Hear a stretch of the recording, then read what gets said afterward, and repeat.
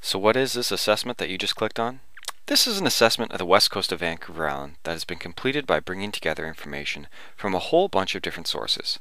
Its purpose is straightforward, to create a picture of the health of the west coast of Vancouver Island. To do this, this assessment includes information on the characteristics of the area, some of the trends that are happening, what this area is made up of, some of the drivers, stressors, and vulnerabilities, and as well as some of the opportunities. It also includes things like what people want the future of the West Coast to be like. So in this assessment, you can see people's visions, their values, goals, and objectives for the area. And so that we can tell whether we're heading in the right direction or not, we've included things that we can monitor and look for over time. Finally, this assessment includes strategies and recommendations about what we can do to help realize our vision and some tools to help people make decisions about the different options that we have. Okay, so how would this thing be used, and who would use it? Well, first, it's going to be used as the common pool of information to produce a blueprint or coastal plan for the area. Now we know there's lots of issues and problems, so we've set out to produce the best strategies and recommendations to make this area great. Our target is to make the West Coast the best coast. But we're not alone. It's going to involve all kinds of different people and groups working in partnership to help implement the plan and nail our target. It will include projects, guidelines, education, research, policies, regulations, engagement, and tools.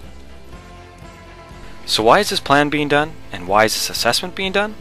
Well, first, the west coast of Vancouver Island is a really unique and rich marine ecosystem. It's valuable to local residents, to Canadians, and to the international community. It provides us all food, energy, money, water, culture, tourism, recreation, biotechnology, transportation routes, minerals, and knowledge. It's also incredibly rich with species and habitat diversity, from northern populations that come down to this area, southern populations that come up to this area, and resident and migratory species. Much of this is supported by being a virtual water world.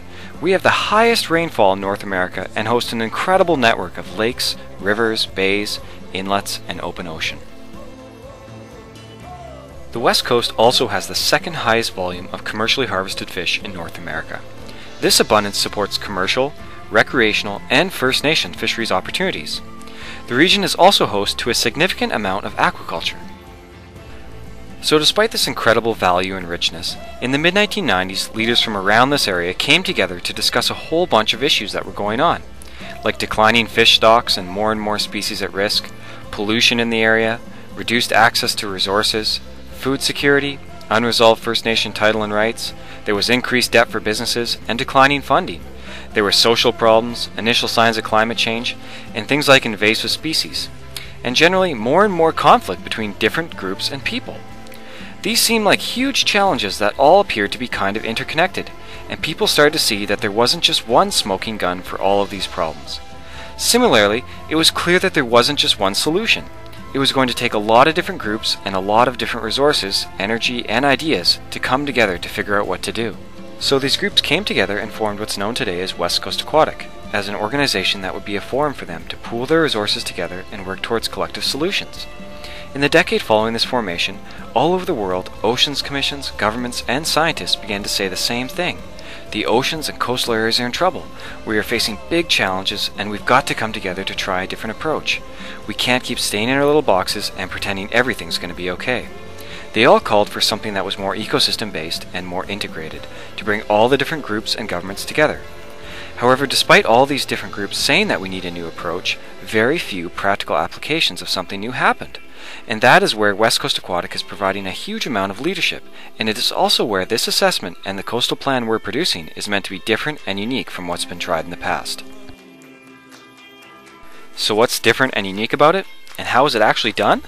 Well, as I said previously, the assessment's goal is to bring together knowledge from all different kinds of sources: First Nations, governments, scientists, local fishermen, researchers, and recreational people, to make sense of what's going on in the area, why things are happening, and what needs to be done. So we built on some previous assessments that were done, from places like Washington State, and also an ecosystem overview report developed by Canada's Department of Fisheries and Oceans. But these reports differed. One was focused and strategic in its assessment, the other far more comprehensive. So we said, okay, well, we can't try and assess everything. We need to focus or narrow things down to some priorities, but at the same time, let people provide information on what's important to them and what they're seeing. So we worked to combine the best of the different approaches. The second interesting and unique thing about this is that we brought together ecological information with social, economic, and cultural information about the region. Rather than looking at these in separate boxes, we started gathering information from people about all the different parts. So we weren't just interviewing people about one little piece of a huge pie, we were asking them to tell us all about the different things, and with that we were able to provide some indicators of the whole system and start to understand what some of the underlying drivers are that are shaping our ecological, social, and economic systems. The third interesting thing we did was we started to say, okay, well, if there are certain things that are driving this whole system, then the solutions need also to be integrated. We can't just try and fix something over here or make an economic strategy and ecological strategy without understanding how those things are connected. So we tried to find strategies that were integrated and hit a whole bunch of different kinds of objectives or issues. The fourth way in which this was uniquely developed was our partnership approach involving all kinds of different governments, funders, participants, businesses, and universities. Lots of different kinds of people both inside the area and outside of the area.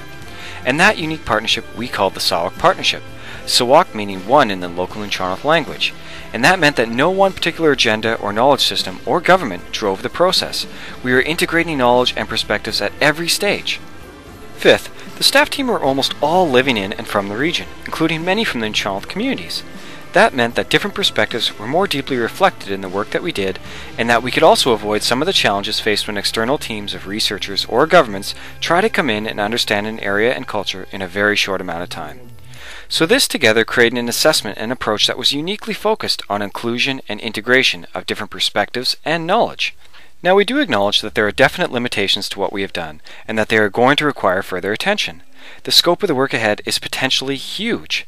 For instance, where do you draw the line between local issues and international issues, and how do you assess a particular bay or river while also trying to get a bigger picture of the area? Through this assessment, we have focused on producing that bigger picture of the area. We recognize that more local assessments need to be done, and that the area is affected by things happening internationally. We also recognize that we're dealing with really different kinds of knowledge systems and cultural understandings of the world. This is evident between the Tsawalk culture and their core belief or principle in everything being connected, or Hishukas Tsawalk, and other cultures who see things as really separate and linear. So we acknowledge that it's a huge challenge to bring those things together, and we know we haven't done that perfectly. But we also see that having these different cultural perspectives can really be complementary and useful. So with this in mind, we want to say that this assessment is just an initial framework, just an initial knowledge base. Now, different information and knowledge can be added to it over time as new knowledge develops and new ways of bringing understanding between different people come together. So it's a living document that will evaluate the health of the system over time.